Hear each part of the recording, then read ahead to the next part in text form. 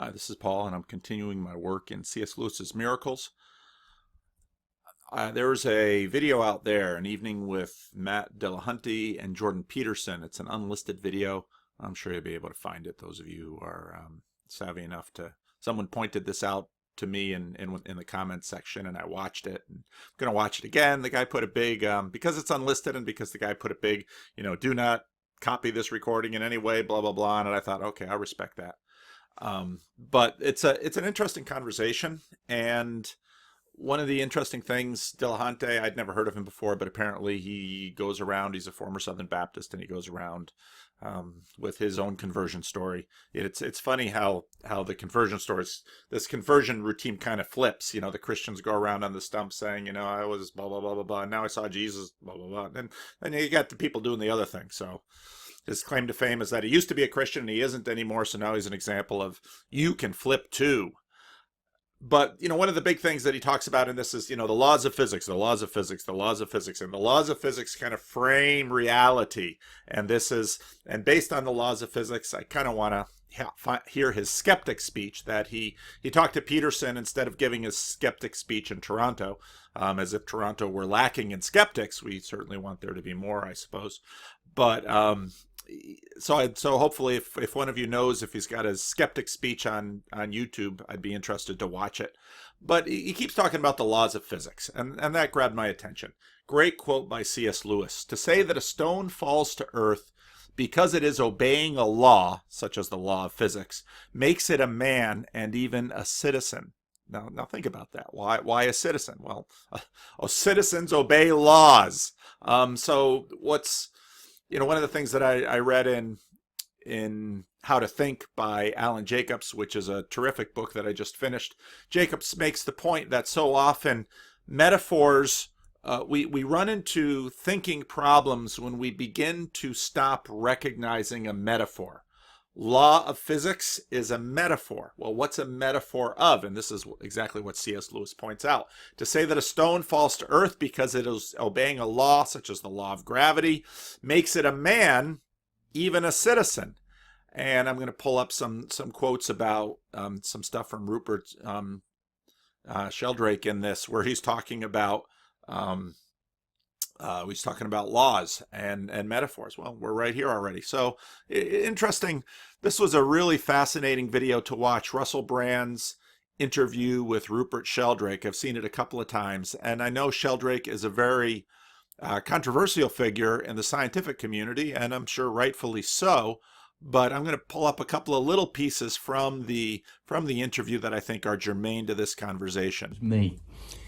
Well, morphic resonance is the idea that there's a kind of memory in nature. Morphic resonance is his big thing, and it's for him. This is his attempt to not only account for what science is already accounting for, but to account for things beyond it, such as ongoing changes in what are supposed to be constants. And if you've heard any Rupert Sheldrake before, this is one of the things that he talks a lot about. And again, I know you're all going to have lots of ideas on this, which is fine. Post them in the comments. Love to read them.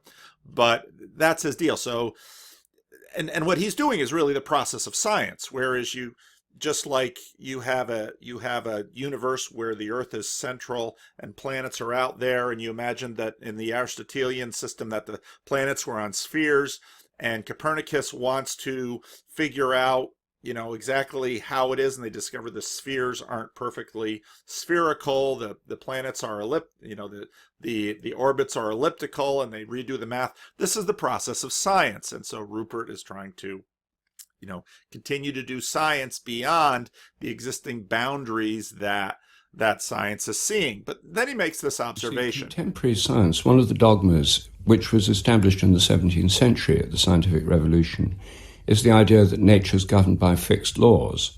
And the idea was, in the 17th century, God is the maker and ruler of the universe, and God is eternal, so God's laws are eternal. And then the idea was that everything in nature had to follow these laws because God is omnipotent, so God was the universal law enforcement agency. That was the metaphor. Yes. it was a theological conception, and they didn't have the idea of evolution then. And it's a very anthropocentric metaphor, the idea of the universe that nature is governed by laws. Only humans have laws. Yes. So when you think about it, it's not a very appropriate metaphor to start with. No. There are just patterns. And I like this idea. And so, right away, we're back to C.S. Lewis's quote. To say that a stone falls to earth because it is obeying a law makes it a man and even a citizen. And Lewis is a brilliant guy. I mean, he saw this stuff, and he recognized that if you hear someone talking about the laws of physics, they are using a metaphor. And that metaphor is based on what I called in some of my previous visions a monarchical vision of the universe. Whoa, have I jumped too far? Yes. The laws are based on what we call a monarchical vision of the universe, that the entire metaphor assumes, and again, I've been reading a little bit more 17th century history because I've been trying to get in better touch with that period. And go ahead and research Newton and all the scientists of his time. I mean, what Sheldrake describes here is in fact what they thought. And again, if you look at my treatment of Descartes imagined that I think, therefore I am, established himself, and then he establishes God, and then God is used to fill in the rest of the picture. Well, every time you use this phrase, law of physics, you are appropriating this metaphor, and in fact, you're pushing this metaphor into the world. And this is, again, what I think of the monarchical vision. Now, this is Sheldrake talking about a little bit further on in the video. With those rats before. Morphic resonance is about similarity in patterns of vibration or patterns of activity. What I'm suggesting is there's a kind of resonance across time that just goes across time without falling off with time and across space. I mean, this is a difficult idea, perhaps, but the alternative is laws of nature that are outside time and space altogether and yet somehow present everywhere. It's not as if the conventional alternative is absolutely mind-boggling, the mind-boggle factor free. It's just we're used to it. That's right, you're quite right. That to suggest there are objective laws that exist outside time, that is an unusual, and as you've said already, it's analogous to the idea of God anyway, saying that there is an absolute template, a sort of a monolith of truth that stands beyond all. That's, in a sense, as a paradigm, that is the same as saying God. There's these rules that are in charge. Except for materialist scientists, the rules are supposed to have come about spontaneously by themselves. They're like things in a mind, but they say there is no mind. So they're completely paradoxical. To have laws that are immaterial, that are rational, that have no material being, and yet no non-material substrate, is an incoherent belief, and yet that's what most scientists believe. And so right there, that's in a sense what I call this monarchical vision. And as Russell Brand points out, if you look at that vision, it's eternal, it's unchanging. Anyone looking at this vision and knows anything about theism will look at it and say, that's just theism and you took out the will. That's all that is. And so again, if you trace this back to the 17th century, well, of course it connects because that's where it came from. But what has happened is that the contemporary scientists, because they weren't living in the 17th century and don't remember it and haven't been studying any history, well, they've simply forgotten it. And what's been left is this shell. And again, if you read Charles Taylor's A Secular Age, he runs through a long, big, fat, long history of this process to arrive where we have this monarchical vision, but we have taken out the God, yet the God is still functioning as this monarchical vision, and now we just use different words for this God. We call him laws of physics. And again, if you sit across from a debater like Dillahunty, who's arguing for atheism, you might say, well, your God is your laws of nature. And this is where, in a sense, Rupert Sheldrake walks in and says, yeah, but wait a bit, your constants aren't that constant, and you just keep changing things to fit the data. One of the quotes I want to pull up is from an audio course that I've been taking on the history of science in the 20th century. And in fact, quantum theory, basically they couldn't figure out why this movement that we can't track of the subatomic particle. So therefore, let's just assume it and move on from there and see if that helps our systems. And it in fact did help their systems, and therefore it is helpful. But we soon forget the move we made in order to progress with the science, and then we, in a sense, then the science itself becomes the dogma, and anybody says, hey, wait a minute, remember that move you made back there? No, we don't talk about that. Okay. Again, back to C.S. Lewis's book Miracles, and I've been rereading some of Lewis's Mere Christianity, some of the opening chapters of that too, and I'll probably bring some of that in some of the subsequent videos. But what's key for Lewis here is Lewis says, one helpful place to begin is if we talk about nature and reason, because truth be told, Dillahunty keeps saying, there's no proof of the supernatural. And that's when, in a sense, Peterson wades in with his phenomenology and his pragmatism, which I think does undermine the point. I think Peterson is legitimate there, but I think actually Lewis has seen this through and really finds where one of the key problems that that arguers like Dillahunty or Rationality Rules has, which is rationality itself. And now this is really ironic, because if you listen to these guys, they keep flying the flag of reason. But okay, reason? Well, let's talk about reason, and let's talk about nature. And this is exactly where Lewis begins in Miracles. Well, and so as I've been working through this book, I've been doing a lot of thinking and asking this question, well, what really is reason, and what do we mean by reason when we're talking about it? And I should have had a capital R there. And as I even went to the online Stanford Dictionary of Philosophy and thought, surely they must have a definition of reason. I couldn't find one. So this is my own, and please let me know what you think of it in the comments section. What Lewis is talking about when he talks about reason here is basically a chain of thought process or a mental event that's trying to connect self-evident truths and relationships. And perhaps an example of this is math, long division. When you were in grade school, you learned how to do long division, and you drew that thing and you put the big number here and the big number there, because you couldn't just divide this number in your head. So you drew the thing and you put it, and then you carry it down, and you do this whole process, and you come up with the answer.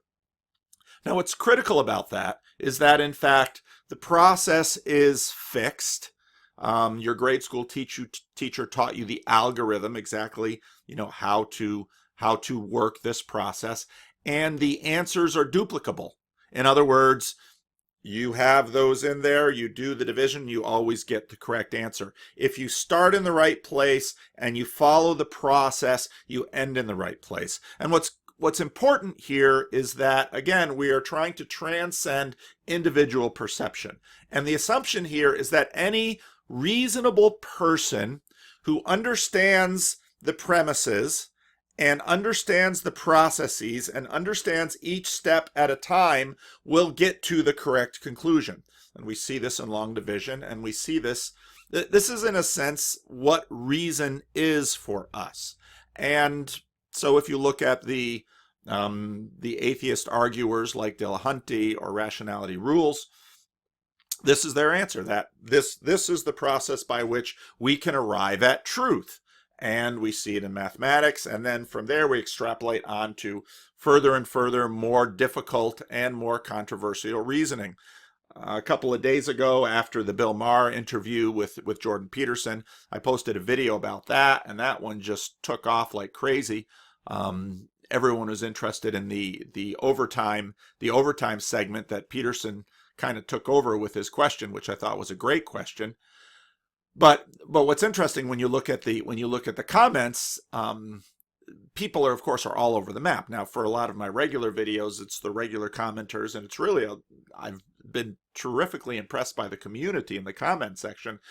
People are having reasonable arguments back and forth. There isn't a lot of name calling. There isn't a lot of straw manning. There isn't a lot of any of this stuff. People are actually having productive conversation. But then in the comments for this other video, well, now we're just out in the open field of American politics, and he's an idiot and she's an idiot and I'm disappointed in him, and on and on and on. Now, that's just kind of the way it goes. And now by this you would be able to imagine that, well, why has reason failed us when it comes to politics? Why has reason failed us when it comes to religion? Well, because the problems are getting larger and larger and further away, and it's a good bit more complicated than long division, which you learned in grade school. So, but now this process is something we do. But this process can also be impaired by many things. And so what you will see with almost any argument, whether you're watching Peterson and Dillahunty, or soon we'll watch Peterson and Sam Harris, and people are always attacking other people's arguments by claiming that there's some other natural reason for the conclusion they come to. And in other words, there's a natural reason for it. It isn't pure reason. Because if it were pure reason, then it would be true. But if there's another reason for it, such as you're drunk, or you're rich, so you're trying to keep your money, or you're poor, so you're trying to grab the money of the rich person, or you're religious, and so that's contaminating your argumentation, watch how often these arguments come in. And if you watch the Rationalities Rules video, again, he says, well, Peterson has a motive. Well, reason is undermined by motivation. And if you have a motivation, you will give up reason. Well, what is then reason? Well, we'll go back to the Russell Brand conversation. It's this monolithic, monarchical vision by which all subjectivity is erased, and we see God in the vacuum, in the vacuum of nature. We see from God's perspective, and in one of the videos, I think it was the video on should pastors tell you how to vote, in a sense, we create the Tower of Babel, and we climb to the top, we reach up to the heavens, and now we can see as God sees, and now we can have truth. And now that we have truth, well, suddenly the will comes in. Now that we have truth, now we can instill our will upon the universe. And this, in fact, is this is the desire of technology. This is the promise that technology fills us with. And again, we see tools, we see opportunity, we see potential. When we see this kind of powerful potential, it grabs at our heart, and we're back into a Tolkien Lord of the Rings Ring of Power type conversation once more. Now, what the naturalists or materialists say is that this process itself is a product of nature. But then you have to ask the question, well, why does this particular product of nature, which you believe is pure reason by which you can do long division, and after that far greater exercises of sustained thought and intentionality and process that can be reproduced, what is the difference between that in nature and drunkenness? Trying to do math when I'm drunk, or trying to do math when I really want to get the answer right, so I peek over at the other paper and I see the answer, so I copy it. Or maybe it's a multiple choice test and I'm doing all this work and I can't really come up with the right answer, the right math answer, so I look at the 4 options and I pick the one that seems most reasonable according to what I've done. Now, you might have gotten the right answer, but rationality says wrong. You have failed because you are not doing the process that we, in fact, call the basis of civilization. This is the basis of our rule on the earth. This is the basis of our power.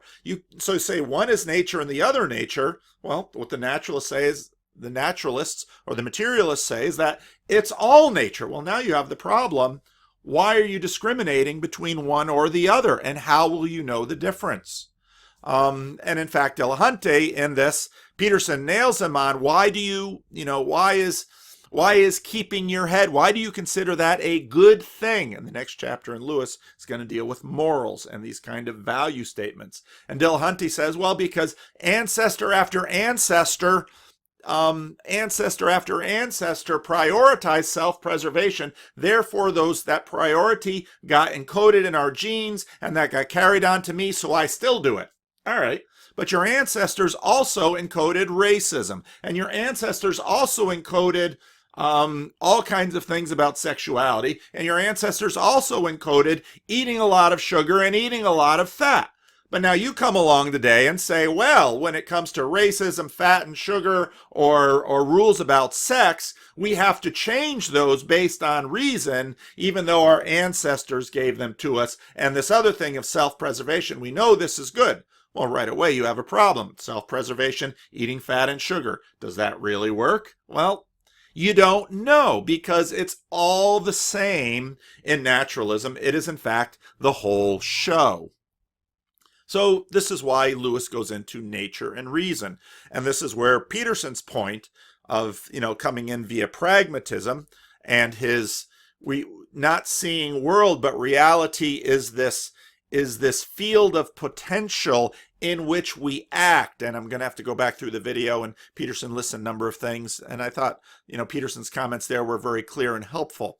Everyone acts, and in fact, society enforces that this process called reason is privileged above all other natural thought process. In other words, if your teacher asks you, how did you get the answer to that problem? And you say, I guessed. The teacher will say, go back and show me you can do it again. Why? We have so privileged reason, and in fact, all of the rationality people privilege reason, because what they keep hammering on us is reason, reason, reason, reason. And if you watch, for example, Jonathan Haidt's video on, reason and bias, Jonathan Haidt is looking at him and saying, you're not that reasonable. In fact, what we know from a fair amount of brain science is that if you take out more of the intuitive elements, people can't pick via reason. That's simply not how we work. But yet we privilege reason. Why? Well, we privilege it because we know it can be corrupted by motivation, and we know it can be corrupted by error, and we know it can be corrupted by chemical issues such as alcohol or other pharmacological agents. And we know it can be corrupted or even killed by nature and physics. And this gets into the broader conversations with Brett Weinstein, who says that, well, the material level is the highest level. And Jonathan Pajot, expressed his skepticism to that. And the reason the materialists say, well, it's the highest level, it's because if you're doing your math problem and someone puts a bullet through your head, you're not going to finish it. And so, therefore, materiality is key. But you have the problem that just because you put the bullet through the head of the mathematician, it doesn't mean you've killed math. And as Rupert Sheldrake notes, there's the problem. Because the naturalists or the materialists want to say, it's all in the material, but then they have the problem of math. Well, what is math? Is math something that we project onto the material world, or is math something that we see from the material world and derive from it? And in some ways, now we're back into Plato and Aristotle. Now Lewis, again in his book Miracles, talks about the frontier between reason and nature. And note some of these very interesting relationships. Nature can kill reason. In other words, the bullet can kill the mathematician. But the bullet killing the mathematician does not kill math. And it doesn't just not kill math because math is only something that human beings do. And this is where all the rationality people, and in fact the conversation about realism gets very interesting, because, well, the materialists want to say, if the tree falls in the woods, it still makes a noise even if nobody hears it. Well, okay, but how do you describe that noise? Can you? So does math evaporate when we evaporate? So nature can kill reason, but reason rules over nature.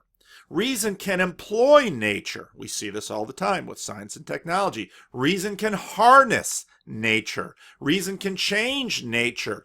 Our employing reason does things in nature that nature doesn't do by itself. Now, what's interesting is people want to say, well, that's all part of naturalism. Well, then you really can't complain about pollution, because pollution is just as natural as anything else because we're natural. But we never use the words that way. Well, why not? Well, I think we know more than we think we know. See, nature serves reason, and every time someone develops something in technology, nature is serving reason. Nature and our so nature and our employment of reason are, however, in a long war. So we discover antibiotics and penicillin. That way we can kill bacteria that are in our bodies, and then the bacteria become resistant to it. And you will find this almost perpetually in technology. We develop a technology via our reason. Our will employs our reason. We harness technology, or via technology, we harness nature. And we try to control nature. And what does nature do? Slips out again. This is essentially the plot of Jurassic Park. That where reason and nature are always in this fight with one another. And this fight goes on and on and on. And so humanity, we begin to dominate the earth as the dominant species, and illnesses break out and overpopulation, and we threaten the sustainable the carrying capacity of the planet, so on and so forth. Now, if you read an interesting book like Guns, Germs, and Steel, what Jared Diamond essentially does is tell a long story about how we colonize nature, and he goes into the east-west of Europe and Asia, and why, animal husbandry, the number of domesticatable animals. But think for a minute about the domestication of wheat. Well, what happens? Well, this plant, this grass, this grainy grass grows, and naturally when the stalk gets to a certain point, it bursts. Well, if you're needing something to eat and you're out there on the plain, and you discover this plant, and you discover that, hey, you can do something with these seeds. You can grind these seeds up, and you can make a flour out of it, and you can make bread out of it. That's cool. But it's a real pain in the neck when these things ripen, they burst, and they're all over the ground, and you're in there amidst the straw and the grass, and you're just trying to pick up all these seeds, until one guy comes along. He says, oh, I really like the ones that haven't burst. And so they take those, and then they decide, I'd like more of this really, really nice grain. Why don't I take those seeds that haven't burst, and why don't I plant those? Well, now today we look at this and say, well, that was a recessive genetic characteristic of these particular seeds. So if you take these seeds and you start to plant these seeds, you're going to get a field with more of that recessive genetic quality, and on and on and on and on. Well, what are we doing? We are employing reason to change the world. And if you read a book like, I've mentioned it before, 1493, in fact, we've been terraforming the world from the start. And part of what 1493 is about is that the colonization of Europeans in the Americas wasn't just people coming over and killing other people. We terraformed North America so that it would look like Europe. And so in 1493 and in Guns, Germs, and Steel, they both go through the question of why are Europeans all over the world? Well, colonization, and that gets into a whole nother football of a political argument. But this is the process. Now, what are we doing? Well, we're colonizing nature. We're taking hold of it. Now, this gets theological, because, well, right at the beginning of the story, God makes a man out of clay, and what does he do? He breathes in it. And so according to the book of Genesis, what is a human being? A human being is made of the stuff of earth, but given the breath of God. And if you look at how humans behave, and you look at how humans relate to nature, well, that's exactly what we do. We are lords of the earth. Now, we're in a perpetual war against nature, and if you read, for example, Yuval Harari, well, we've won a lot of those wars. Well, are we going to keep winning those wars? Well, I don't know. We might kill each other with nature. That's what we do. We harness nature, so we colonize it, we bend it to our will, and then we employ it with our will to do our bidding. Now, I'll often in my classes talk about glory and talk about the fact that when you see a cake, that cake is glorious. Well, what does that mean? Be fruitful and multiply and fulfill the earth, the book of Genesis says. And in my Calvinist training of my youth, we called this the cultural mandate. Well, what does that mean? It means we take the stuff of earth and we make things out of it. We colonize nature. And again, this is one of the things I appreciate about C.S. Lewis's book Miracles, where, this is what we're doing, the relationship between reason and nature, and the relationship between us and nature. And that's complicated because we are not perfectly rational animals. In fact, reason is something we aspire to. Reason is hard, and as Jonathan Haidt keeps making the point, we actually do better when we're reasoning together, when we're talking together and working together, because one brain and two hemispheres is smart, but multiple brains, each with two hemispheres, is far smarter, which is why, in fact, free speech is so important. But now, again, you get back to Matt Dillahunty, and I won't believe anything until I see the supernatural. This past Sunday, I preached on doubting Thomas. Thomas comes along and says, I'm not going to believe he's risen from the dead unless I can put my fingers in his hands and my hand in his side. Then I won't believe. Well, here's the problem.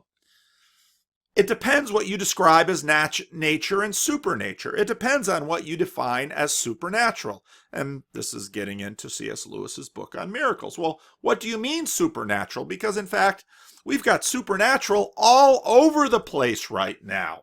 If you walk through a field and you see this book, you think, wow, where's the plant that's growing Neil Postman books? Not there, baby. We're the stuff of earth and the breath of God. And, we're doing this kind of stuff. And we're employing nature. And we're eating lobsters. And shout out to... You know who you are. Thanks for the carving. It's really cool. You don't see supernatural stuff? Well, I think there's a reason for that. And I think Louis C.K. in this pretty famous clip really nails it. I think Louis C.K. has a point here. It has a lot to do with our hearts. Well, and Lewis goes into this in Miracles, actually, the chapter that's coming, which I might skip because in the last couple of videos, I've hit both ends of it. We are seeing through, Lewis makes the point that when you look through a window, you see through, and, imagine you're at a wonderful hotel outside of the Grand Canyon, and you look and it's like, and someone says, yeah, isn't it beautiful? Like, wow, this glass thing, it's like a wall, but you can see through it. And we would look at them and say, the Grand Canyon is right in front of you. Well, this is the point. We look through things. And in fact, when we enjoy a book, we pay no attention to our eyes or the cognition recognizing this amazing thing we're calling reading. And we say, oh, there's nothing supernatural about this. Is there anything natural about this? Not according to how we use the term nature. And so then Lewis gets into this. The naturalists have been engaged in thinking about nature. They have not attended to the fact that they've been thinking. The moment one attends to this, it's obvious that one's own thinking cannot be merely a natural event, and that therefore something that other than nature exists. The supernatural is not remote and abstruse. It is a matter of daily and hourly experience, as intimate as breathing. Denial of it depends on a certain absent-mindedness, but this absent-mindedness is in no way surprising. You do not need, indeed you do not wish, to be always thinking about windows when you're looking at gardens or thinking about eyes when you're reading. In the same way, the proper procedure for a limited and particular inquiries is to ignore the fact of your own thinking and concentrate on the object.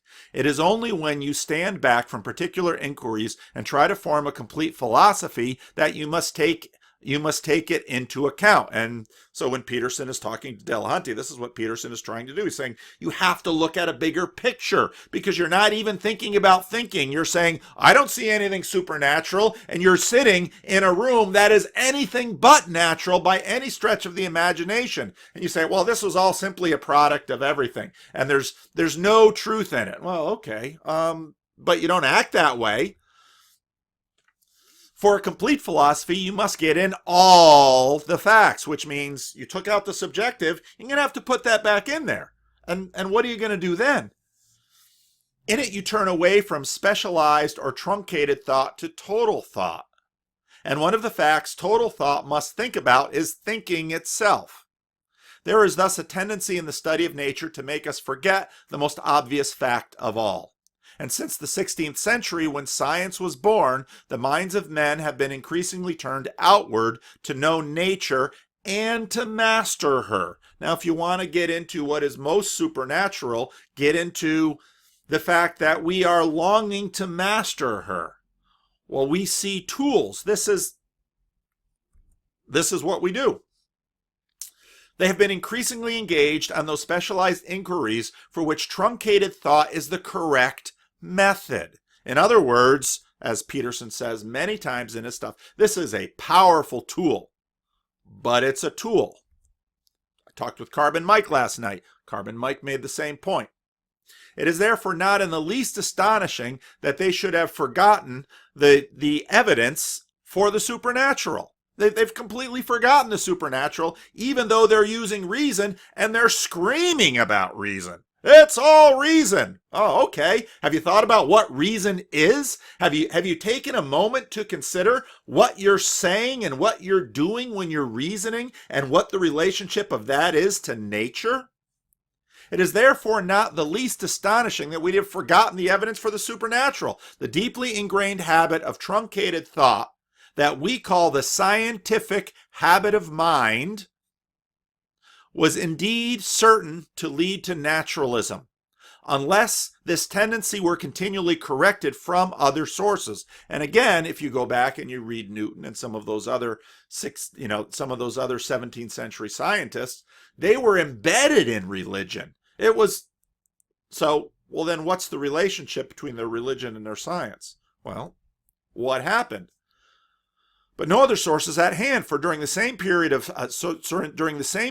men of science were coming to be metaphysically and theologically uneducated. That brings me to the second consideration, the state of affairs in which ordinary people can discover the supernatural, notice the hyphen, only by abstruse reasoning is recent, and by historical standards abnormal. All over the world until quite modern times, the direct insight of the mystics and reasonings of the philosophers percolated to the mass of people by authority of tradition. They could be received by those who were no great reasoners themselves in the concrete form of myth, ritual, and the whole pattern of life.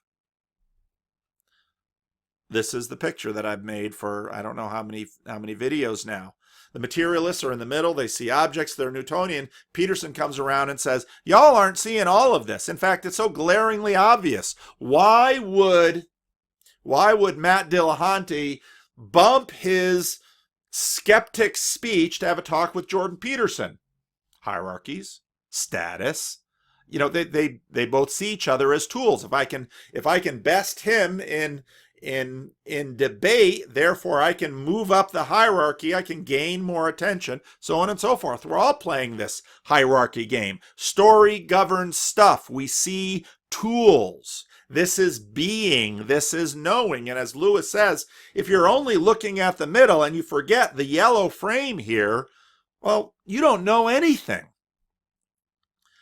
And so what we really, I think, have with people like Dillahunty is we have a theist in revolt, that he wants to maintain the laws of physics, but he doesn't, and he endows those laws of physics with everything godlike except a will, and then he parades that around and uses that as a tool to beat up on other people and say, you too should embrace this heartless God who we've taken the will out of him. Well, why is it so important to take the will out of God? Why is it so important to get rid of the part of God that has an opinion about our behavior?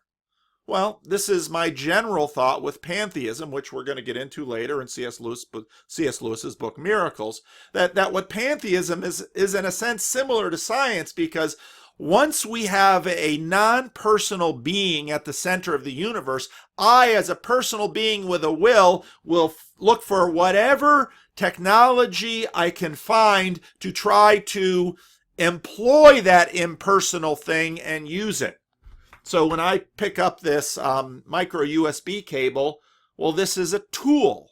And now I can do a bunch of things. I could tie my shoes with it, I suppose, but what it really works best is hooking up an older type smartphone to a computer. I see tools, and well, now I've got my USB-C cable, and well, now I use this for my newer phones, and so on and so forth. And so what most of these people arguing are, they've still got God, they've just taped his mouth shut. But we still want you to enforce for us the laws of physics. And as Lewis says, well, you're making stones into men, even citizens.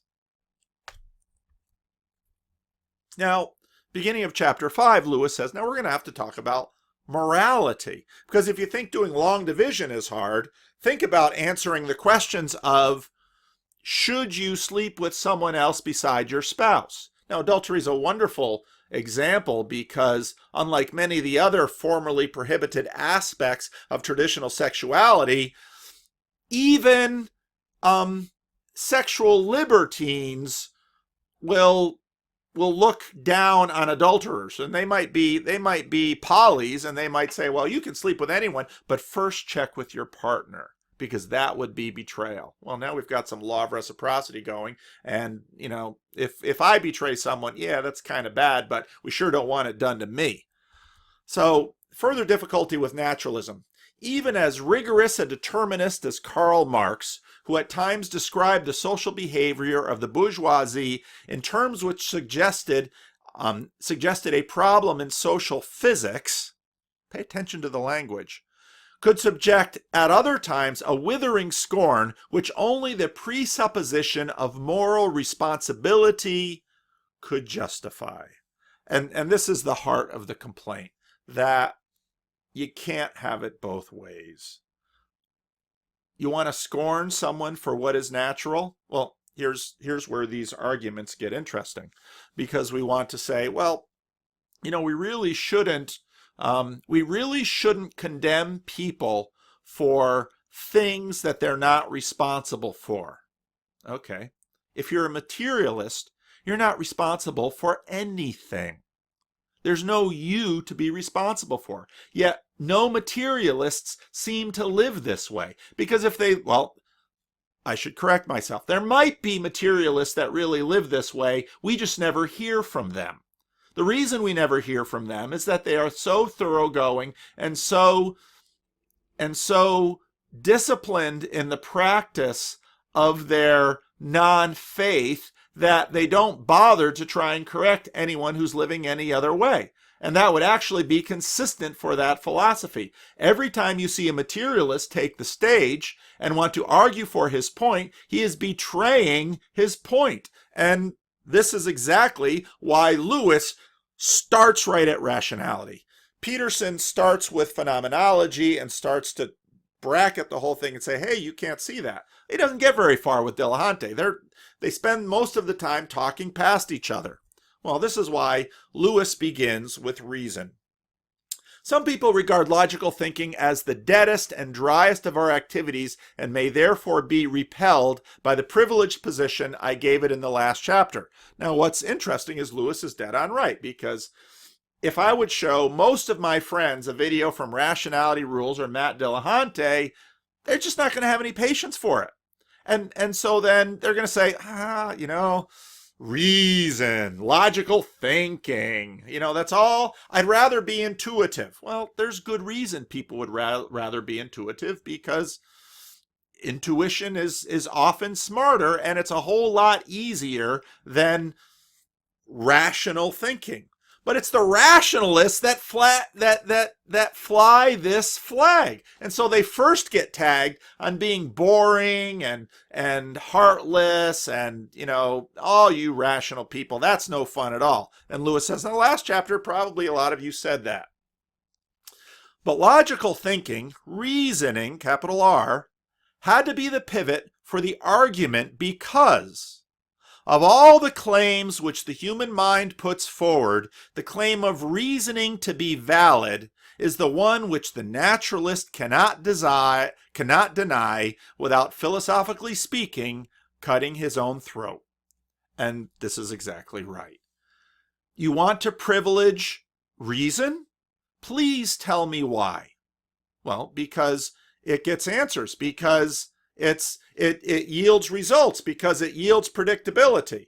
And I think before I do my next video, I'm going to look for this Scott Adams quote, where Scott Adams basically lays this out. Well, we know reason works because of this. Okay, well, how far will that reason get you?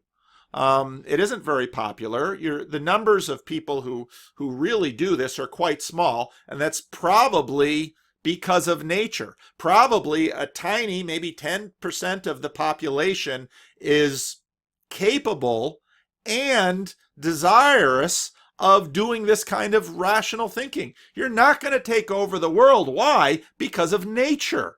It's not going to happen. And people are like, no, we're on the winning side of history. Really?